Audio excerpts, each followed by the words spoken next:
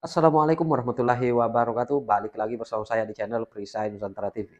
Perselisihan yang terjadi di internal tubuh Partai Banteng itu semakin memanas setelah Mbak Puan Maharani meredam terkait tentang pernyataan dari Deddy Sitorus yang mencoba memanas-manasi situasi dengan menyebut bahwa ada utusan yang kemudian menemui Deddy Sitorus dan PDIP dan meminta beberapa hal termasuk memecat Sekjen DPP Partai PDIP Perjuangan Hasto Kristianto. Dan kini Denny Siregar merasa bahwa apa yang dilakukan oleh Mbak Puan Maharani dengan bertemu Pak Jokowi di acara buka puasa bersama Nasdem, lalu kemudian meredam terkait tentang pemanasan yang kemudian dilakukan oleh Deddy Sitorus, kini dirujak oleh politisi Partai PDI Perjuangan itu sendiri. Artinya bahwa konflik di internal PDIP semakin mencuat dan ini membuktikan bahwa di pelaksanaan Kongres PDI Perjuangan ke depan itu mungkin saja akan ada perebutan kursi ketua umum yang berlangsung sangat alot.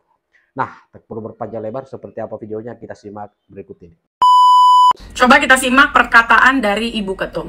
Di Kongres juga mau diawut-awut. Saya sengaja nih supaya pada kedengeran dah. Coba kamu mau awut-awut partai saya.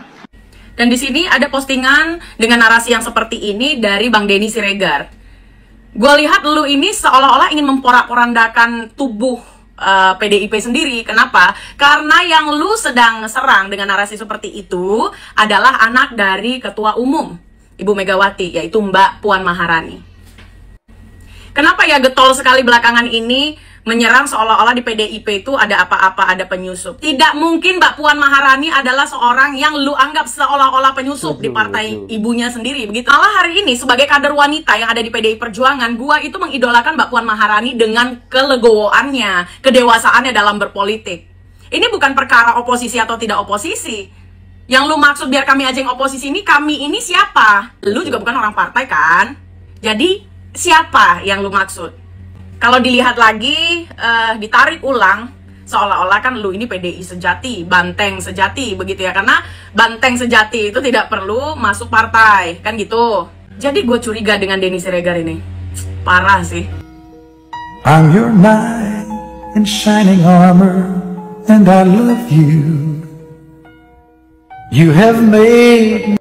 Sekarang tibalah saatnya kami meminta persetujuan fraksi-fraksi terhadap rancangan undang-undang tentang perubahan atas Undang-Undang Nomor 34 Tahun 2004 tentang Tentara Nasional Indonesia.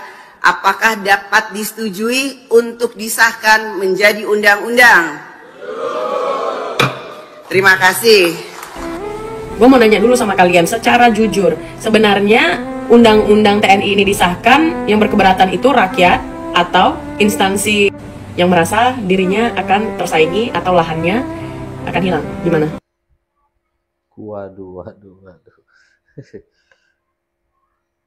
Dan saya tidak dalam posisi untuk membela atau memberikan penilaian ya, karena keputusan itu sudah terjadi. Nanti waktu yang akan mengujinya. Puan Maharani mungkin akan jadi tokoh utama yang mengubah wajah PDIP. Selama ini wajah PDIP kan lekat dengan perlawanan, konfrontasi, dengan perjuangan. Tapi Puan mungkin bisa kita harapkan mengubah itu. Kita mungkin bisa berharap Puan bakal menjadi pengganti Megawati sebagai Ketua Umum PDIP pada kongres mereka yang dalam waktu dekat akan diselenggarakan. Gaya Puan bisa dibilang pro perdamaian, pro harmoni. Ini tidak berarti Puan tidak kritis, tapi tetap Puan menunjukkan sikap yang berorientasi pada persatuan, bukan perpecahan. Gaya peaceful Puan ini terlihat dalam kontroversi pengakuan Deddy Sitorus bahwa pada pertengahan Desember yang lalu, PDIP didatangi utusan khusus yang mengajukan dua permintaan pada PDIP. Pertama, Hasto Kristianto diminta mundur sebagai sekjen. Kedua, PDIP diminta tidak memecat Jokowi. Tanpa menyebut nama utusan itu, Deddy menjelaskan bahwa dua permintaan itu tidak dipenuhi oleh PDIP.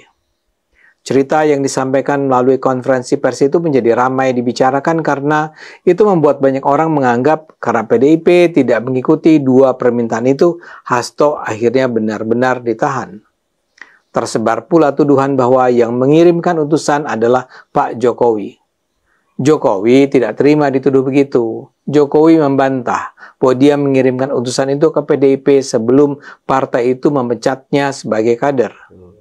Ia memastikan bahwa jika memang ada pihak yang menghubungi PDIP, itu bukan atas perintahnya. Jokowi juga mengaku selama ini memilih diam terhadap berbagai tudingan yang diarahkan kepadanya. Tapi kesabaran itu ada batasnya, kata Jokowi. Cerita Dedi tanpa terhindarkan menebalkan ketegangan antara PDIP dan Jokowi. Di saat kondisi menegang itu, Puan muncul mendamaikan suasana. Di hadapan wartawan, Puan meminta semua pihak menghentikan spekulasi terkait dinamika hubungan antara PDIP dan Jokowi. Menurutnya, spekulasi yang terus berkembang hanya akan menimbulkan perpecahan dan prasangka buruk di tengah masyarakat. Sudahi hal-hal yang membuat kita terpecah, belah, dan saling berprasangka. Apalagi ini bulan Ramadan, bulan penuh berkah. Marilah kita berpikir positif dan membangun bangsa ini bersama-sama dengan pikiran yang baik, kata Puan. Puan juga menegaskan membangun bangsa tidak bisa dilakukan sendirian. Dia mengingatkan bahwa setiap individu punya kesalahan. Tapi yang terpenting adalah melakukan introspeksi demi masa depan Indonesia yang lebih baik. Pernyataan-pernyataan Puan itu jelas menunjukkan semangat dia untuk merukunkan mereka yang berseteru. Dia nampak sangat matang. Terus terang ini mengubah cara pandang saya tentang Puan. Selama ini biar bagaimanapun saya selalu melihat dia sebagai mantan mahasiswi saya yang pendiam, pemalu, tidak menonjolkan diri, tapi kaya. Saya memang pernah mengajar dia ketika dia kuliah di Departemen Ilmu Komunikasi sekitar 30-an tahun yang lalu. Ketika dia sudah masuk politik, bayang-bayang dia di masa lalu itu tidak pernah hilang. Puan adalah anak bungsu dan satu-satunya putri Bu Mega. Ayahnya, Taufik Kemas, adalah seorang politikus PDIP yang menjabat sebagai ketua MPR dari tahun 2009 sampai dia meninggal pada 2013. Tapi ketika Puan menjadi mahasiswi, PDIP masih menjadi partai yang dimusuhi Orde Baru. Barangkali karena itulah dia masih terlihat sebagai putri cantik yang pengalah, manja, dan bukan petarung. Kini tiba-tiba saja sosok Puan berubah. Dia hadir untuk mengatasi sengketa berkepanjangan di dalam tubuh partai banteng mengamuk itu. Dan ini tidak mewakili semangat PDIP seperti yang selama ini lazim diperlihatkan. Hubungan PDIP dan Jokowi memburuk, terutama sejak masa-masa menjelang Pilpres 2024. Jokowi kan semula mendukung Ganjar Pranowo sebagai capres. Tapi akibat perlakuan Megawati dan sekutu di sekitarnya di masa-masa akhir kepresidenannya, Jokowi beralih menjadi pendukung Prabowo untuk bertarung di Pilpres 2024. Putra Jokowi pun Gibran jadi wakil Prabowo. Putra bungsu Jokowi Kaisang Pangarep jadi ketua umum PSI yang mendukung penuh Prabowo. Data menunjukkan sejak keluarga Jokowi menjadi mitra Prabowo, konstelasi pertarungan Pilpres berubah. Suara Ganjar terus menurun, sementara suara Prabowo menguat. Karena itulah PDIP nampak benci total terhadap Jokowi. Segala macam serangan dilontarkan kepada sang mantan presiden. PDIP misalnya menuduh KPK telah menjadi alat untuk menjalankan pesanan politik dari Jokowi untuk menjadikan kondisi PDIP awut-awutan. Awut-awutan atau mengacak-acak merupakan istilah yang dilontarkan Megawati dalam satu acara beberapa hari sebelum memecat Jokowi, Gibran, dan Bobi dari keanggotaan partai. Pertarungan ini berdampak sampai kepada hubungan PDIP dengan pemerintahan Prabowo. Bambang Wuryanto alias Bambang Pacul menyatakan ada 3 faksi dalam PDIP terkait dalam posisi hubungan PDIP dalam pemerintahan Prabowo Gibran. Faksi ini terbagi menjadi yang menginginkan segera merapat, faksi yang menolak, dan faksi yang melihat perkembangan dulu.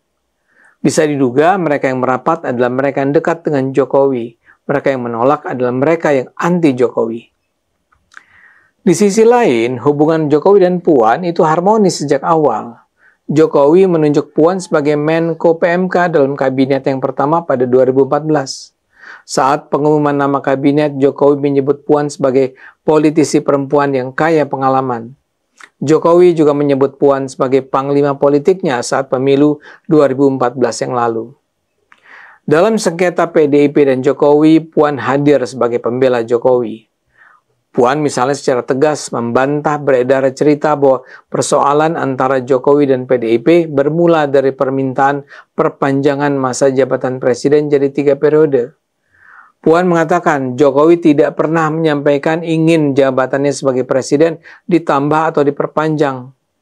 Enggak pernah meminta pada Bu Mega perpanjangan 3 periode, kata Puan pada Oktober 2023.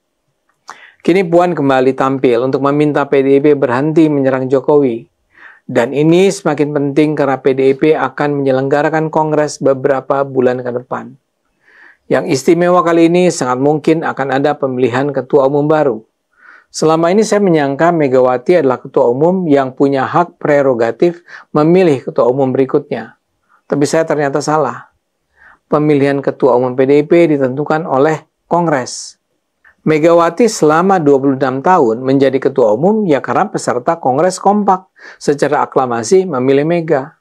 Tapi dalam Kongres 2025 ini sudah semakin kuat desakan agar Mega bersedia mengundurkan diri dan peserta Kongres akan memilih pemimpin baru. Tanpa kehadiran Hasto, peluang ini sangat mungkin dijalankan. Dan kalau pemilihan ketua umum jadi diselenggarakan, Puan sangat punya modal yang diperlukan. Tentu saja tak mudah begitu saja Puan bisa jadi ketua umum baru PDIP. Garis hardliners PDIP yang dibesarkan Hasto masih bertahan di sana. Tapi saya duga kaum pintar di PDIP sudah semakin jenuh dengan perjuangan para senior yang sudah semakin tidak substantif itu. Karena itu, saya menduga Puan berpeluang menang. Dan kalau itu terjadi, kita bisa berharap akan lahirnya sebuah PDIP baru yang lebih progresif dan berkualitas.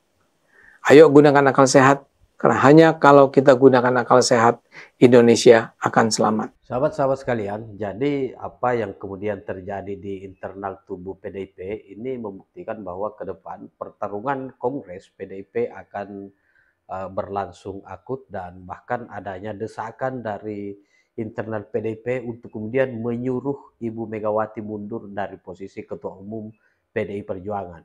Dan apa yang kemudian disampaikan oleh Denny Siregar bahwa silahkan Mbak Puan merapat ke pemerintahan, merapat ke Pak Jokowi biar kami yang oposisi. Ini juga menjadi bukti bahwa perpecahan di internal PDIP ini semakin memanas karena lagi-lagi Bung Denny Siregar ini disikat habis oleh seorang politisi muda, politisi wanita dari Partai PDI Perjuangan.